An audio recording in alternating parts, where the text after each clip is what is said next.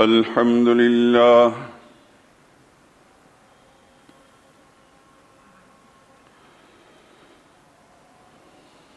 الحمد لله وكفى وسلام على عباده الذين اصطفى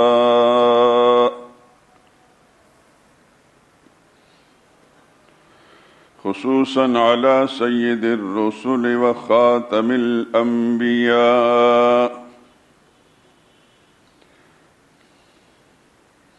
وعلى آله المجتبى وأصحابه الأتقياء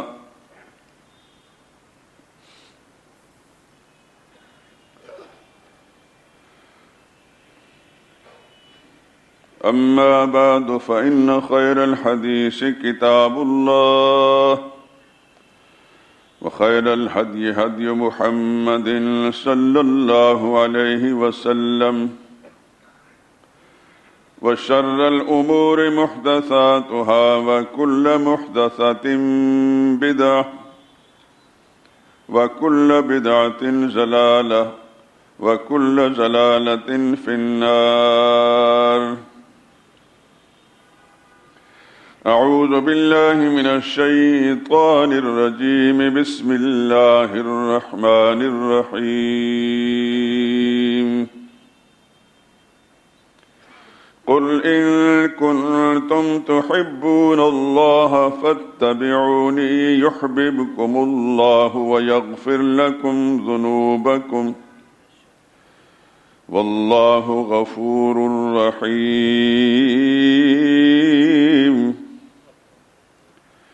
قل أطيعوا الله والرسول فإن تولوا فإن الله لا يحب الكافرين.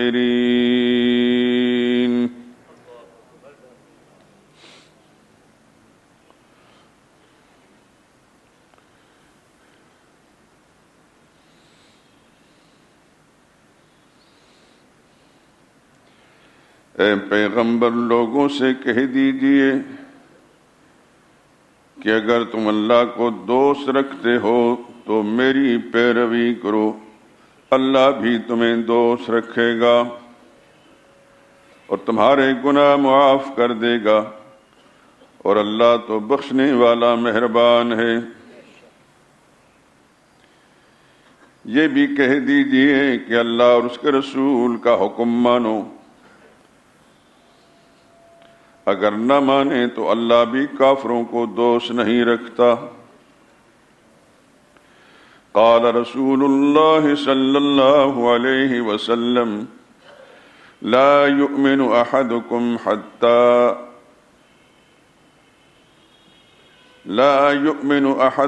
حتى اكون احب الیہ من والدہ وولدہ والناس اجمعین۔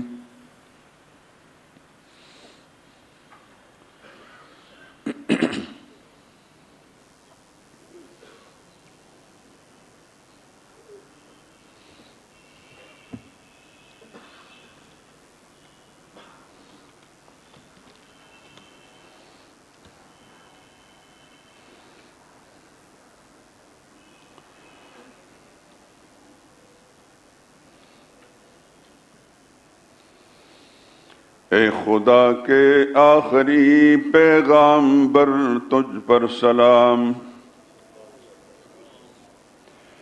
اے خدا کے آخری پیغامبر تجھ پر سلام، سب سے اونچا ہے خدا کے بعد تیرا ہی مقام۔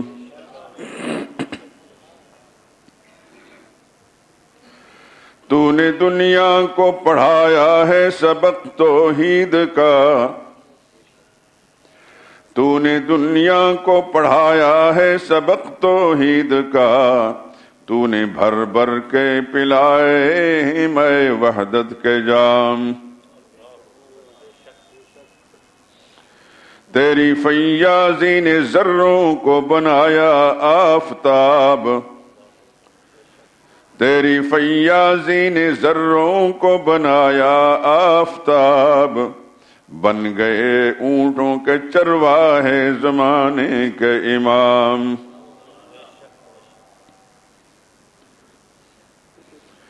تیرے آنے سے چمن میں آ گئی تازہ بہار، تو نے دنیا سے مٹایا کفر باطل کا نظام۔ اسود و احمر کے تو نے ختم کر ڈالی تمیز، ایک ہی صف میں بٹھائے تو نے آقا و غلام۔ تیری امت کیوں نہ پائے خیر امت کا خطاب، تیری امت کیوں نہ پائے خیر امت کا خطاب، تو ہے جب خیر البشر خیر الرسل خیر الانام۔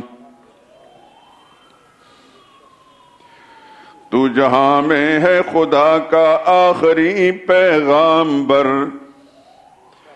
تو جہاں میں ہے خدا کا آخری پیغامبر، ختم ہے تجھ پر نبوت تجھ پر ہر نعمت تمام۔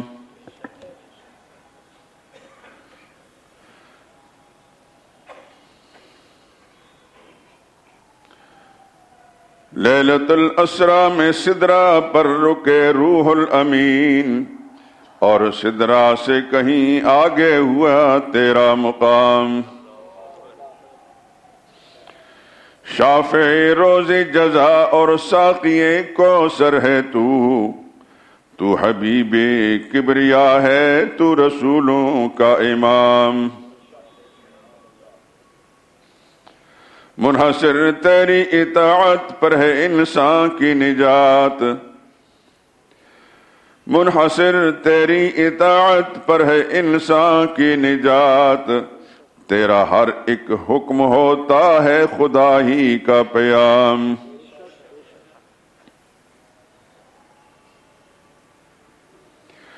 تو نے دنیا کو دکھایا ہے صراط مستقیم، تو نے دنیا کو دکھایا ہے صراط مستقیم، تو نے دنیا سے مٹائے ہیں ضلالت کے ظلام۔ جب ہوا تیری نبوت کا زمانے میں ظہور، جب ہوا تیری نبوت کا زمانے میں ظہور، مٹ گیا کفر و نفاق و شرک بدعت کا نظام۔ دونوں عالم کی سعادت ہاتھ آئے گی ظہور، جب بنے گا تو محمد کے غلاموں کا غلام۔ نعرہ تکبیر!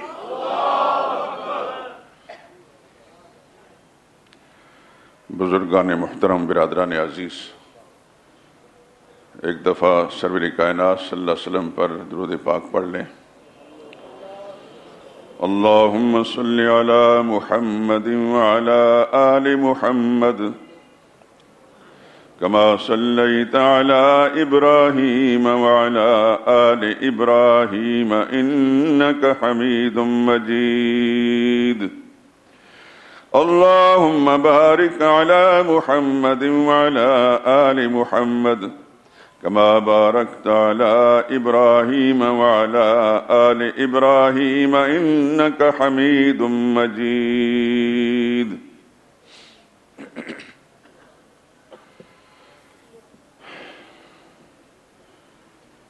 یہ آیات کریمہ قرآن حکیم کی تیسرے نمبر کی سورت سورہ آل عمران کی آیت نمبر 31 اور 32 تلاوت کی ہیں اور ترجمہ میں پیش کیا ہے۔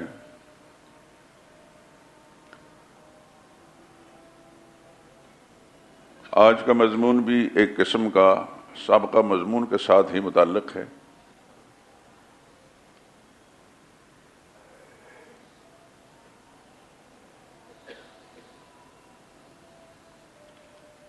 پچھلے مضامین میں جو کچھ آپ سن چکے ہیں اس کا خلاصہ یہ ہے، محمد مصطفیٰ صلی اللہ علیہ وسلم اور آپ کے خاندان کا تعارف،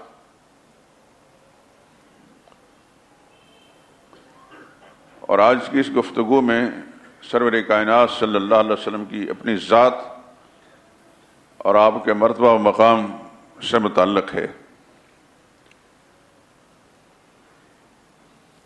چونکہ یہ ماہ مبارک پاکستانی تقویم کے لحاظ سے آج اس کی 10ویں تاریخ ہے،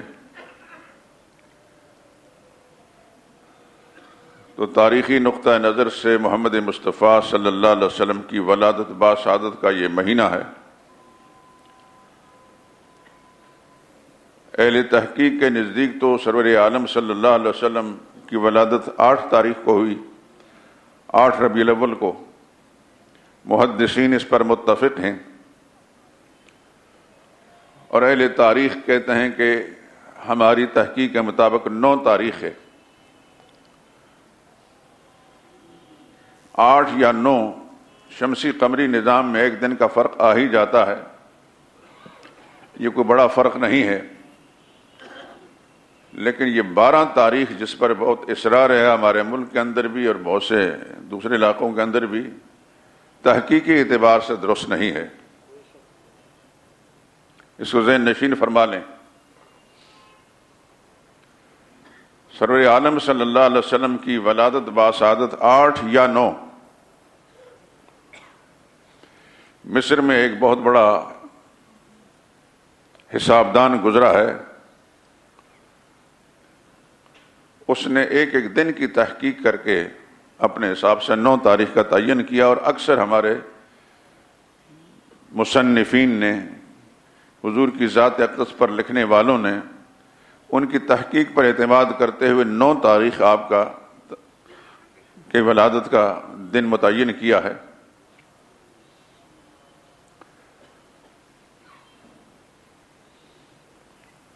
لیکن کہیں بھی علمی اعتبار سے، تحقیقی اعتبار سے 12 تاریخ کا ذکر نہیں ہے۔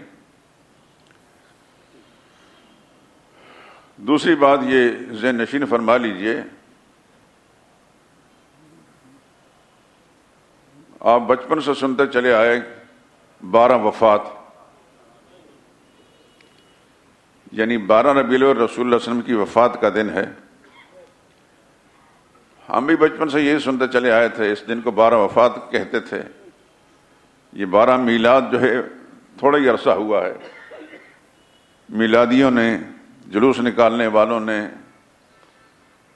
ایک خاص جذبے کے تحت اسی دن کو یوم میلاد بنا لیا، اور وہ 12 وفات والا تصور جو ذہنوں سے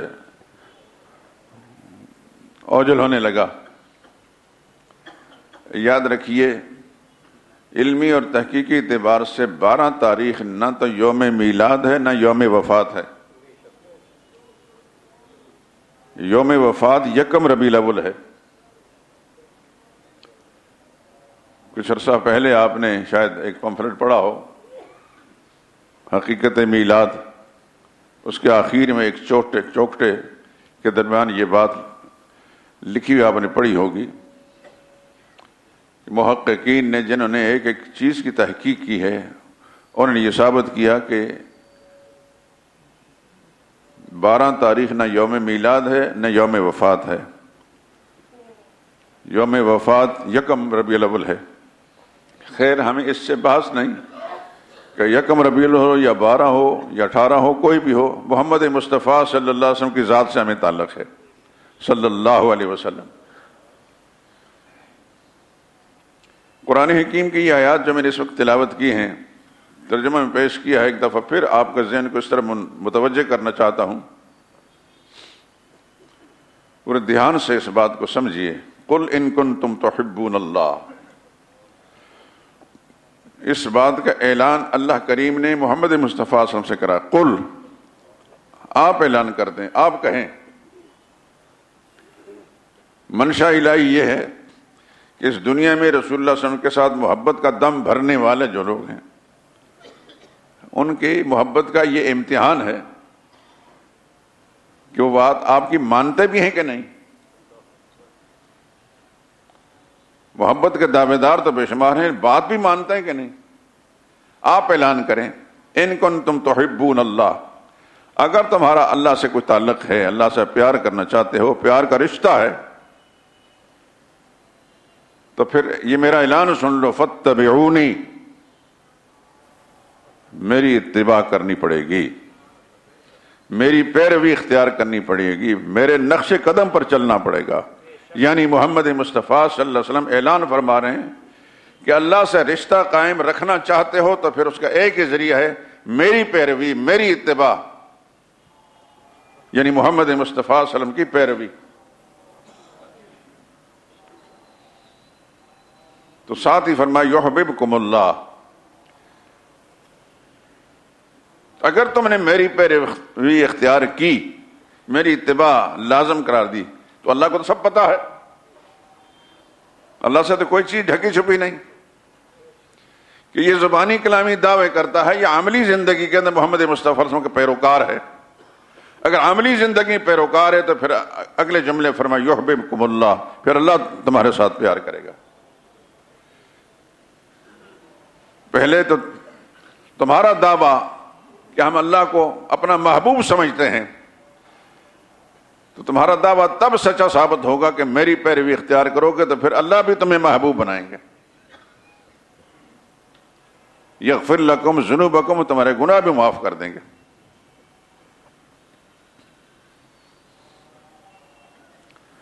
یہ ایک کسوٹی ہے جو قرآن کریم نے بیان کر دی کہ کس کا تعلق محمد مصطفیٰ صلی اللہ علیہ وسلم کے ساتھ ہے۔ سارے قرآن کریم کے اندر کہیں بھی کسی ایک آیت کے اندر پورا ذخیرہ احادیث، کسی ایک روایت کے اندر، کسی ایک فرمان میں، یا اس کے بعد صحابہ کرام کے عمل میں کہیں بھی نہیں کہ رسول اللہ صلی اللہ علیہ وسلم کی آمد کی خوشی میں تم چراغاں کرو، لائٹنگ کرو، تم عاشق رسول بن جاؤ گے، تم پہاڑیاں بناؤ، تم جلوس نکالو۔ پورا قرآن کریم یقیناً آپ نے پڑھا ہوگا، اللہ تعالیٰ اس کی صحیح معنی میں تلاوت کرنے کی توفیق عطا فرمائے۔ یہ لفظ میں نے تلاوت کا استعمال کیا ہے، پڑھنے کا نہیں۔ پڑھنا تو ایک عمومی سی بات ہے، پڑھتے تو آپ اخبار بھی ہیں، ناول رسالہ بھی ہے، لیکن قرآن کریم کے لیے پڑھنا نہیں، قرآن کریم کی تلاوت ہے۔ اس کے لیے لفظ تلاوت کیوں بولا جاتا ہے؟ یتلو علیہم آیاتہ، تلا یتلو تلون کا معنی ہے کسی کے پیچھے پیچھے چلنا۔ قرآن کریم کے الفاظ جب زبان سے بولیں گے تو عملی زندگی میں اپنے نظریات اور جذبات کے ساتھ قرآن کریم کے پیچھے پیچھے چلنا ہے۔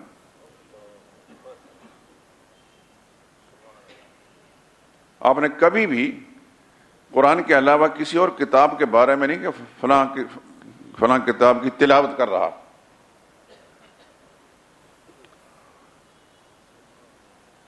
تلاوت کا تعلق صرف قرآن کریم کے ساتھ ہے۔ اس کی وجہ کہ قرآن کریم کے صرف بول نہیں بولنے، الفاظ زبانی سے بولنے، بلکہ اس انداز سے پڑھنا ہے کہ اس کا جذبہ، اس کا عمل انہیں پڑھے ہوئے الفاظ کے پیچھے پیچھے ہو، کہ جو کچھ میں منہ سے بول رہا ہوں اس کے مطابق میں نے زندگی گزارنی ہے۔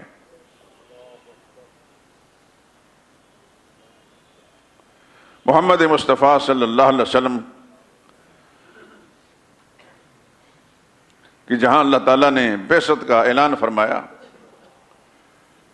هو الذی بعث فی الامیین رسولا منہم یتلو علیہم آیاتہ، تو یتلو علیہم آیاتہ کا معنی اللہ کی آیتوں کی تلاوت کرتے ہیں۔ تو یہ نہیں قرآن پڑھ کر سناتے ہیں، تلاوت کرتے ہیں کہ جو کچھ محمد مصطفیٰ زبان مبارک سے بول رہے ہیں ان کا عمل بھی قرآن کے مطابق ہے۔ تو جس طرح رسول اللہ تلاوت کرتے تھے، امت کو بھی تلاوت کا حکم ہے، اور تلاوت کا مطلب یہ ہے کہ اسی جذبے کے ساتھ قرآن کی الفاظ پڑھنے ہیں کہ جذبہ یہ ہے کہ میں نے اسی کے مطابق زندگی گزارنی ہے۔ ورنہ پڑھتے تو آپ اخبار بھی ہیں یا دنیا کی کتابیں پڑھتے ہیں، لیکن کبھی بھی کسی کتاب کے بارے میں آپ کا ذہن نہیں ہوتا کہ جو کچھ اس میں لکھا ہے 100% درست ہے یا میں اس کے پیچھے بھی چلوں گا. لیکن ایک مسلمان سے قرآن کریم یہ مطالبہ کرتا ہے، اللہ کا یہ مطالبہ ہے کہ قرآن کریم کی تلاوت کرے، یعنی زبان سے الفاظ جو بول رہا ہے اس کے احساسات اور جذبات اس کے مطابق ہوں.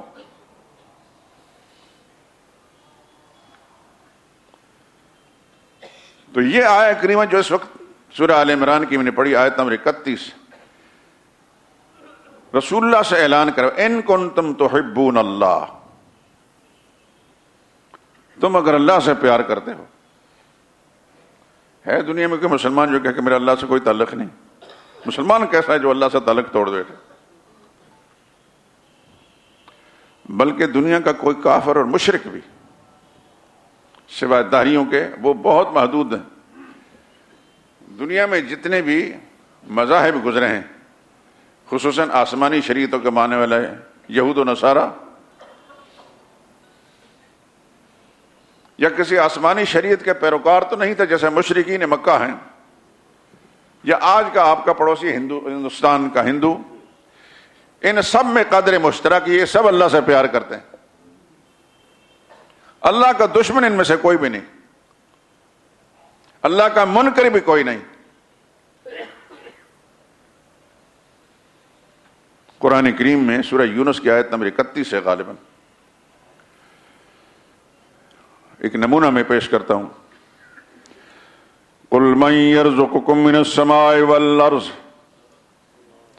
أَمَّنْ يَمْلِكُ السَّمْعَ وَالْأَبْصَارَ وَمَنْ يُخْرِجُ الْحَيَّ مِنَ الْمَيِّتِ وَيُخْرِجُ الْمَيِّتَ مِنَ الْحَيِّ وَمَنْ يُدَبِّرُ الْأَمْرَ فَسَيَقُولُونَ اللَّهُ.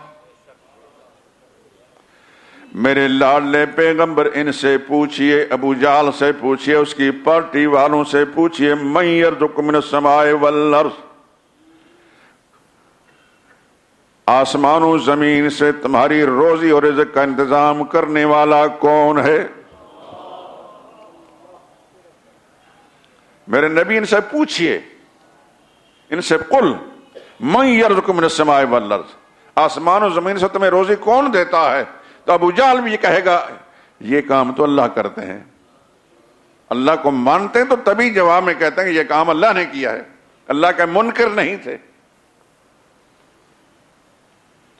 امن یملک السمع والابصار، ان سے یہ بھی پوچھئے تمہیں آنکھیں کس نے دی ہیں، تمہیں کان سننے کے لیے کس نے دیے ہیں؟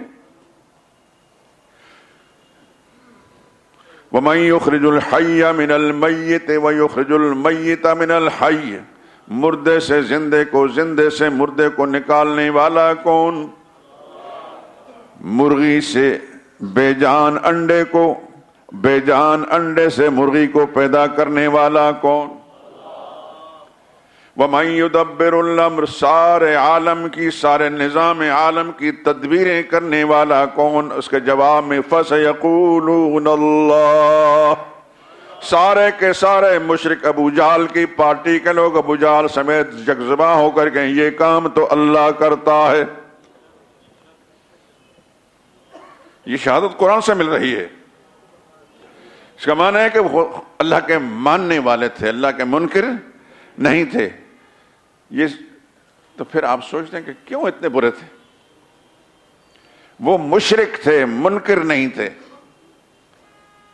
دھیان سے میری بات کو سمجھیے دوستو، منکر اور مشرک میں فرق ہوتا ہے. مشرک اسے کہتے ہیں کہ اللہ کو مان کر اس کی بعض خصوصیات میں اوروں کو شریک کرتے تھے، اس لیے مشرک ہوئے، اوروں کو شریک کرتے تھے. منکر اسے کہتے ہیں جو سرے سے وجود کا قائل نہ ہو. رسول اللہ صلی اللہ علیہ وسلم کا واسطہ داہریوں سے، منکرین سے نہیں پڑا تھا، مشرکین سے پڑا تھا. وہ مشرک تھے، اللہ کو بھی مانتے تھے، اور اللہ کے بعض ایسے انسانوں کو جو ان کے ذہن کے اندر مقدس انسان تھے، ان کو اللہ کی بعض صفات میں شریک مان کر ان سے اپنی حاجت روائی اور مشکل کشائی کا نظریہ رکھتے تھے.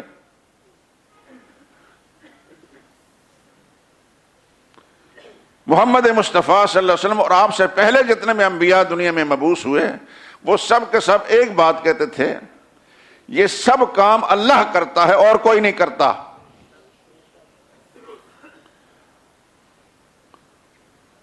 سارے اختیارات کس کے ہیں؟ اگر زمین بغیر کسی دوسرے کی مدد کے، زمینیں اللہ نے بنائی ہیں، آسمان بغیر کسی کے تعاون کے اللہ نے بنائے ہیں، سارا نظام یہ بغیر کسی تعاون کے اللہ چلا رہا ہے، تو تمہاری چھوٹی چھوٹی حاجتیں بھی اللہ ہی پوری کرتا ہے۔ یہ بات محمد مصطفیٰ صلی اللہ علیہ وسلم اور دیگر انبیاء فرماتے تھے، یہ بات ان کو منظور نہیں تھی۔ کہتے تھے ہمارے آبائی عقیدے کے خلاف ہیں، ساڑھے پیو دادے کا مذہب ہے نہیں۔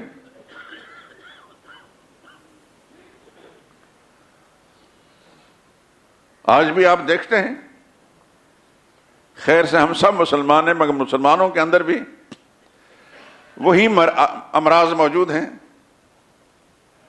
ہمارے باپ دادا فلاں مزار سے، فلاں مقبرے سے جا کر اپنی مرادیں پوری کراتے تھے۔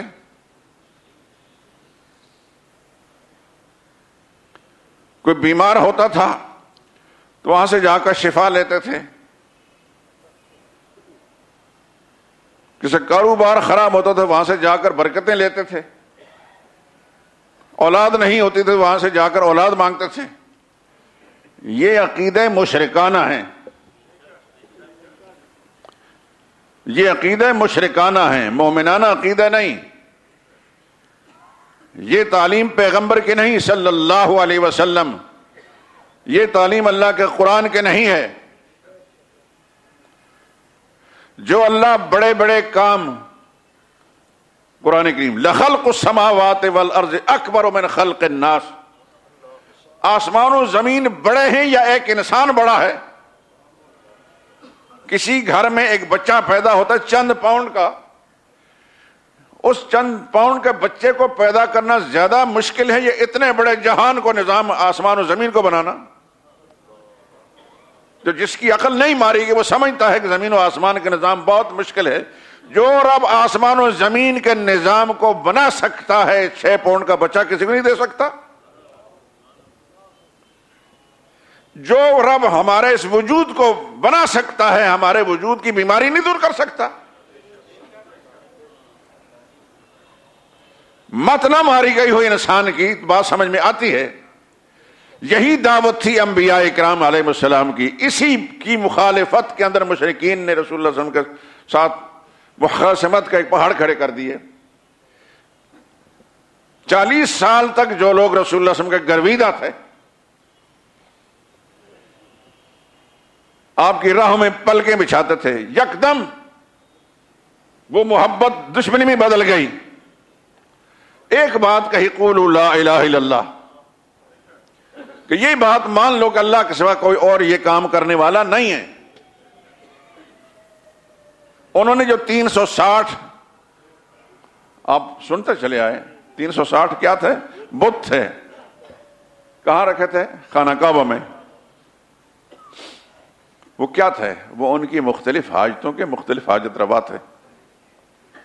کسی سے اولاد مانگتے ہیں، کسی سے شفا مانگتے ہیں، کسی سے دولت مانگتے ہیں، کسی سے عزت مانگتے ہیں، کسی سے کچھ، کسی سے کچھ۔ اور یہ بھی یاد رکھیں، یہ مسئلہ اتنی دفعہ یہاں بیان ہو چکا ہے کہ مسجد شہداء کے پتھروں سے بھی اگر جواب لیا جائے، اللہ ان کو بولنے کی توفیق دے تو یہ بتائیں گے کہ یہ مسئلہ بیان ہوا ہے۔ کسی اور مسئلے میں ہوا نہیں ہوا، مسجد شہداء میں ہوا ہے۔ وہ بت کیا تھے جن کو ہم بت کہتے ہیں؟ وہ کیا تھے؟ بت محض پتھر نہیں تھے میرے دوستو۔ اللہ نے آپ کو صلاحیتوں سے نوازا ہے۔ میں دعا کرتا ہوں کہ اللہ کرے کہ یہ بات آپ کے دل دماغ کے اندر پیوست ہو جائے اور اسی کو آگے خدا کی مخلوق تک منتقل کریں، تاکہ خود بھی خدا کے سامنے سرخرو ہو کر جائیں، اور آپ جن کی رہنمائی کرتے ہیں اللہ ان کو بھی ہدایت دے دے۔ وہ بت پتھر نہیں تھے، مورتیوں کی شکلیں بنائی تھی۔ کوئی ابراہیم علیہ السلام کی مورتی، کوئی اسماعیل علیہ السلام کی مورتی، کوئی حضرت حابیل شہید کی مورتی، کوئی حضرت لات کی مورتی، کوئی کسی کی، کوئی کسی کی۔ جتنے بھی مقدس انسان پہلے گزرے ہیں وہ چونکہ دنیا میں نہیں تھے، ان کے ساتھ جو عقیدت تھی اس عقیدت کی بنا پر ان کی مورتیاں بنا رکھی تھیں. اچھی طرح ذہن نشین فرما لیں, بت محض بت نہیں تھے, وہ مورتیاں تھیں ان مقدس انسانوں کی, اور ان سے مرادیں مانگتے تھے کہ اللہ تعالیٰ نے کچھ اختیارات ان کو دے رکھے ہیں, سپریم قوت تو اللہ تعالیٰ کی ہے, بڑی طاقت کا مالک تو اللہ ہے, لیکن چھوٹے چھوٹے کام اللہ تعالیٰ کرنے کی ان کو بھی اجازت اور اختیارات دے رکھے ہیں, چنانچہ ہم چھوٹے چھوٹے کام ان سے کرواتے ہیں.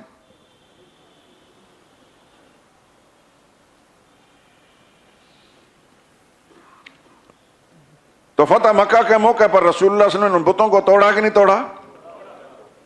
یہ سچ ہے کہ جھوٹ ہے؟ اسی موقع پر حضور صلی اللہ علیہ وسلم نے فرمایا ابراہیم علیہ السلام کا بت بھی تھا اور اسماعیل علیہ السلام کا بت بھی تھا. اس کا معنی یہ ہے کہ آپ سے پہلے انبیاء کرام علیہ الصلوۃ والسلام کے ساتھ ہی ان کو محبت اور عقیدت تھی, اسی لیے ان کے بت بنائے گئے. یہ حبل کیا تھا؟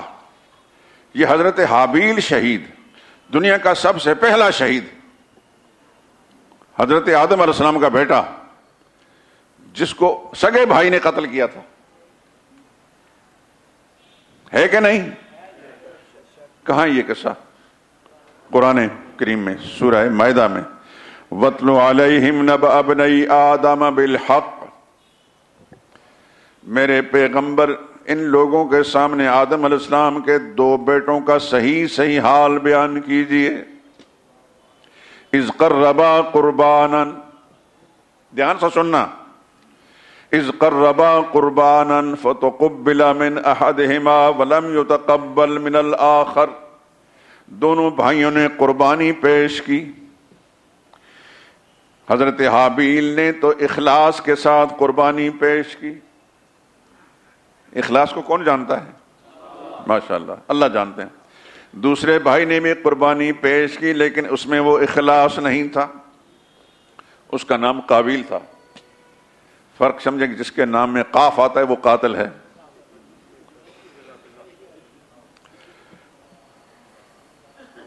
فتقبل من احدهما, ایک ہی قربانی قبول ہو گئی جس میں اخلاص تھا, حضرت حابیل.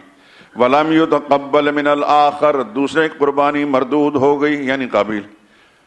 جب اس کی قربانی رد کر دی گئی, غصے میں آ کر, جلال میں آ کر کہ لأقتلنک, اپنے بھائی سے کہنے لگا میں تمہیں قتل کروں گا.